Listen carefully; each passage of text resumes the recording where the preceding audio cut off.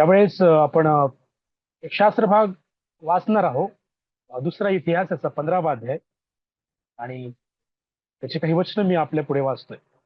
दुसरा इतिहास 15वा अध्याय वचन 1 पासून काही वचनं मी आपल्या समोर वाचतोय.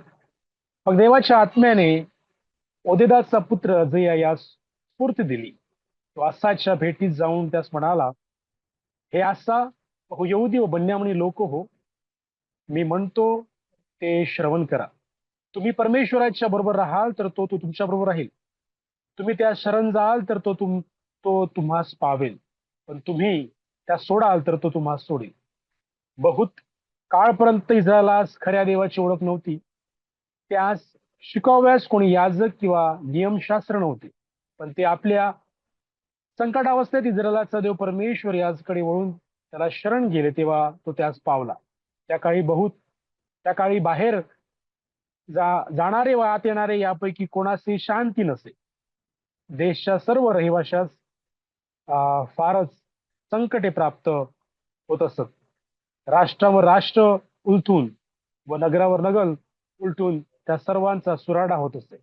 कारण देव नाना प्रकारचे कष्ट देऊन त्यास त्रस्त करीत असे. पण तुम्ही हिंमत धरा, तुमचे हात गळू देऊ नका, कारण तुमच्या कर्तव्याचे तुम्हास फळ मिळेल.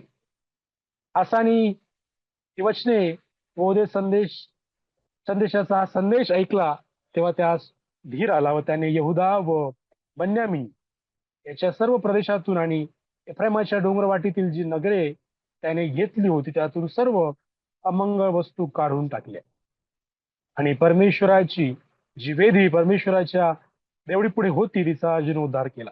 त्याने सर्व यहुदी व बन्यामीन लोकांस व त्याच्याबरोबर राहणाऱ्या एफ्राईम, मनुष्य व शिमोन या प्रांतातल्या लोकांस एकवट केले. त्याचा देव परमेश्वर त्याच्याबरोबर आहे असे लोकांनी पाहिले तेव्हा इस्रायलातले पुष्कळ लोक त्याच्या बाजूचे झाले. आसाच्या कारकिर्दीच्या 15व्या वर्षाच्या 3ऱ्या महिन्यात ते यरूशलेमेत एकवट झाले. त्यांनी आणलेल्या लुटीतून 700 बैल व 7,000 शेरडे मेंढरे त्या दिवशी परमेश्वरास अर्पिली. त्यांनी असा करार केला की आम्ही जीवे भावे आपल्या पूर्वजाचा देव परमेश्वर या शरण जाऊ. लहान असो की थोर असो, स्त्री असो की पुरुष असो, जो कोणी इस्रायलाचा देव परमेश्वर या शरण जाणार नाही त्याचा वध व्हावा. त्यांनी जयघोष करून आणि करणे व रणशिंगे वाजवून उच्च स्वराने परमेश्वरासमक्ष शपथ वाहिली. सर्व यहुदी लोक भाग करून हर्षभरीत झाले. त्यांनी मनपूर्वक शपथ वाहिली. ते मोठ्या हर्षेन उत्कंठेने त्यास शरण गेले आणि तो त्यास पावला. परमेश्वर त्यास चाहूकडून स्वास्थ्य दिले. देवा वाचलेला हा शास्त्र भाग तुम्हाला मला या ठिकाणी समजण्यास सहायता करेल. फ्रेंडो, जो शास्त्रभाग आम्ही वाचलाय दुसरा इतिहास याचा 15वा अध्याय 1 ते 15 वचने या ठिकाणी आम्ही वाचलेले आहेत. आणि मी पाहतोय की यहुदा आणि बन्यामीन या लोकांमधली परिस्थिती, त्यांची आध्यात्मिक परिस्थिती, त्यांची सामाजिक परिस्थिती आम्हाला या ठिकाणी पाहाव्यास मिळत आहे. की त्यांच्यामध्ये वचन या ठिकाणी मी ज्यावेळेस वाचतो त्यावेळेस आम्हाला या ठिकाणी वाचाव्यास मिळत आहे की त्यावेळेस राष्ट्राची किंवा त्या क्षेत्राची किंवा त्या मुलकाची जी परिस्थिती होती ती फार भयंकर होती. आध्यात्मिकतेने जर आम्ही पाहिलं तर त्या ठिकाणी बहुत काळापर्यंत इस्रायलास खऱ्या देवाची ओळख नव्हती असं आम्ही या ठिकाणी वाचतो. त्यांना शिकवणारा कोणी याजक नव्हता. त्यांच्यामध्ये नियमशास्त्र देखील नव्हते असं देवाचं वचन या ठिकाणी सांगत आहे. पुढे काय तर त्यांच्या इस्रायलामध्ये संकट होते, संकटाची अवस्था होती. राष्ट्र एकमेकांवर उलटले होते आणि शांती नव्हती. रहिवाशांमध्ये लोकांच्या मध्ये भारी संकट आले होते. एकंदर आम्ही पाहतो की एका राष्ट्राची अशी एक परिस्थिती आम्हाला या ठिकाणी पाहाव्यास मिळत आहे. यहुदा बन्यामीन लोकांची, देवाच्या लोकांची परिस्थिती आम्हाला या ठिकाणी वाचाव्यास मिळत आहे की त्यांची आध्यात्मिक परिस्थिती, त्यांची सामाजिक परिस्थिती ही पूर्णपणे ढासळलेली आम्ही या ठिकाणी पाहतो. आणि अशा परिस्थितीमध्ये अशा शांतीरहित किंवा आशारहित किंवा कोणतीही शांती नसलेली आध्यात्मिकतेमध्ये कमकुवत असलेली परिस्थिती आम्ही या ठिकाणी पाहतो. अशा परिस्थितीमध्ये आम्ही वाचलंय की 15व्या अध्यायाचं पहिलं वचन, देवाच्या आत्म्याने ओदेदाचा पुत्र अजरिया या स्फूर्ती दिली आणि तो आसाच्या भेटी जाऊन त्यास म्हणाला. पाहतोय हा जो अजरिया आहे याला परमेश्वराने एक स्फूर्ती दिली असं त्या ठिकाणी मी वाचतोय. आणि तो जाऊन राजाच भेटला. आसा हा त्या ठिकाणी त्याच्याशी जाऊन बोलत आहे. आस्था सोबत जाऊन हा देवाचा माणूस जाऊन बोलतो आहे. ज्याला देवानेच्या आत्म्याने स्फूर्ती दिली तो जाऊन त्या ठिकाणी बोलतो आहे आणि म्हणतो आहे की अहो यहुदी व बन्यामिनी लोक हो, मी म्हणतो ते श्रवण करा. आसाच्या भेटीस गेला. त्या लोकांपुढे जाऊन त्यांनी देवाचा एक वचन तो घेऊन गेला. देवाचा एक समाचार तो घेऊन गेला. देवाची एक वार्ता तो घेऊन गेला. देवाचं वचन राजापुढे आणि लोकांपुढे त्यांनी आणलंय. काय आहे ते वचन? आम्ही पाहतोय की काय तो संदेश, जो संदेश या ओदेदाचा पुत्र अजय आणि याला देवाने दिला आणि तो संदेश तो आसा आणि प्रजेमध्ये त्याने दिला. तो संदेश आम्ही पाहतोय की परमेश्वराच्या बरोबर राहा, परमेश्वराला शरण जा, त्याला सोडू नका. आम्ही पाहतोय की परमेश्वराला शरण याबद्दल सांगतोय. त्याच्यासोबत वैयक्तिक तुमचं नातं तयार करा, त्याला शरण या, त्याला त्याच्या सोबत राहा, त्याला सोडू नका. महत्वाचा एक विषय, महत्वाचा एक संदेश या ठिकाणी या अजयाने त्याच्या लोकांपुढे आणि या आसा राजापुढे आणला. आणि आम्ही पाहतोय की ज्यावेळेस हा संदेश राजाने ऐकला त्यावेळेस आम्ही वचन 8 मध्ये पाहतोय.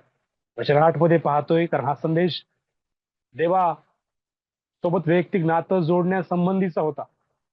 हा संदेश जो आणला तो देवासोबत स्वतःचं नातं निर्माण करण्याबद्दलचा संदेश होता. हा संदेश आसा राजाला आणि प्रजेला एक उत्तेजन देणारा, एक प्रोत्साहन करणारा संदेश होता. त्यांच्या परिस्थितीमधून त्यांना बाहेर काढण्यासाठी किंवा त्यांच्या परिस्थितीतून त्यांना एक उभं राहण्यासाठी एक ऊर्जा देणारा हा संदेश होता. वचन 7 मध्ये तो म्हणतोय की हिम्मत धरा, तुमचे हात गळू देऊ नका. कारण जी वास्तविक परिस्थिती होती त्या परिस्थितीमुळे त्यांची इस्रायल लोकांची, राज्याची तीच परिस्थिती झाली होती. आध्यात्मिकरित्या पूर्णपणे कमजोर झाले, सामाजिकरित्या शांती नाही, वाद आहेत, संकट आहेत, पूर्णपणे परिस्थिती बिघडलेली आहे.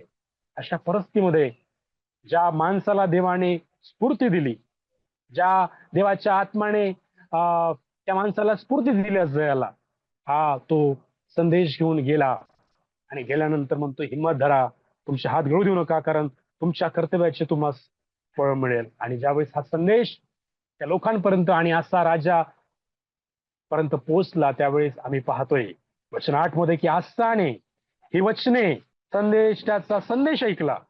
ओदिराचा ज्यावेळेस संदेश ऐकला त्यावेळेस काय झालं तर आम्ही वाचतोय तेव्हा त्यास धीर आला. राजाला धीर आला देवाचं वचन ऐकल्यानंतर.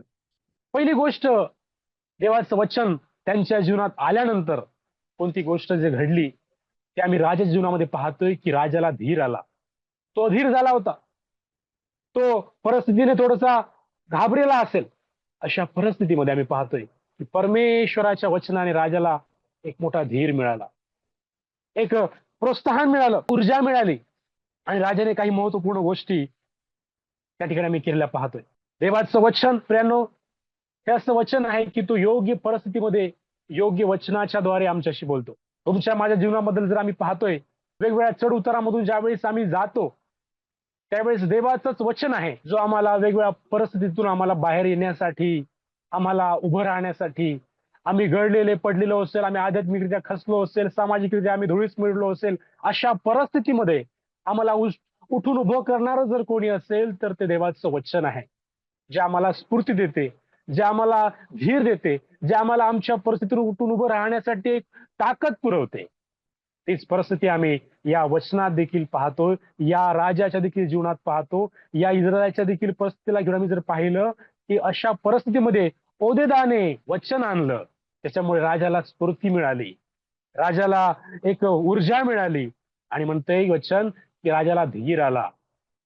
देवाचं वचन आम्हाला धीर देणाऱ्या प्रियांनो, देवाचं वचन नेहमी आमच्या अनुकूल प्रतिकूल परिस्थितीला धरून आमच्यासोबत बोलत असते. आमच्या जीवनात कोण्या वेळेस कोणतं वचन देव आम्हाला देतोय आणि आमच्या परिस्थितीला बदलवण्यासाठी तो कार्य करत असतो. कारण ज्या वेळेस या राजाच्या जीवनात किंवा या प्रजेच्या जीवनामध्ये देवाचं वचन आलं, त्यांची आध्यात्मिक परिस्थिती, त्यांची सामाजिक परिस्थिती बदललेली आम्ही पाहतोय. ज्या क्षणाला देवाचं वचन राजाने ऐकलं, त्याला धीर आला.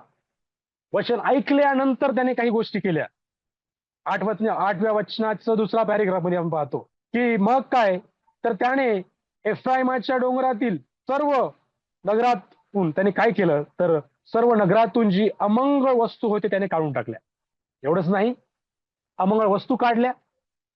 पुढे काय, तर आम्ही पाहतोय की लोकांमध्ये आणि राज्यामध्ये एक चांगला सलोखा निर्माण झाला. वचन 12 मध्ये मी पाहतोय की एक संजीवन लोकांच्या जीवनामध्ये आलेला आम्ही पाहतोय. साथ दिला राजाने, देवाच्या लोकांनी वचनाला. वचन आलं, त्यांची परिस्थिती होती अशा परिस्थिती देवाचं वचन त्यांच्यापर्यंत पोहोचलं. वचन ऐकून त्यांना धीर आला आणि त्यांनी तो परिवर्तन आणण्याचं काम वचनाद्वारे स्वतःच्या जीवनामध्ये केलं. राजाने आपल्या प्रदेशामध्ये जे काही अमंगळ होतं ते काढण्याचं काम केलं. अमंगळ गोष्टी दूर करण्याचं काम केलं. प्रजेमध्ये राज्यामध्ये सलोखा निर्माण झाला. हा एक सकारात्मक परिणाम आहे देवाच्या वचनाचा मनुष्याच्या जीवनावर. ज्यावेळेस आम्ही देवाचं वचन, आमच्या परिस्थितीमध्ये देवाचं वचन ऐकतो आणि वचनाला घेऊन स्टँड राहण्याचा आम्ही ज्यावेळेस प्रयत्न करतो, जरी आमची आजूबाजूची परिस्थिती तशी नाही आहे, जरी आमच्या आजूबाजूची परिस्थिती आम्हाला विचलित करणारी जरी असेल, परंतु जर देवाचं वचन आम्ही ज्यावेळेस ऐकतो आणि त्या वचनाने स्वतःला स्फूर्ती देण्याचं, धीर देण्याचं ज्यावेळेस काम करतो, त्यावेळेस देवाचं वचन आमच्या जीवनामध्ये एक सकारात्मक परिणाम आणते, एक सकारात्मक बदल घडून आणते. त्याच गोष्टी आम्ही या परिस्थितीमध्ये देखील वाचतो 15व्या अध्यायामध्ये. 15व्या अध्यायाच्या 8व्या वचनात आम्ही वाचतोय की त्याने अमंगळ वस्तू काढून टाकल्या राजाने. त्यानंतर आम्ही 9व्या वचनात पाहतोय की राजाचा आणि प्रजेचा सलोखा निर्माण झाला.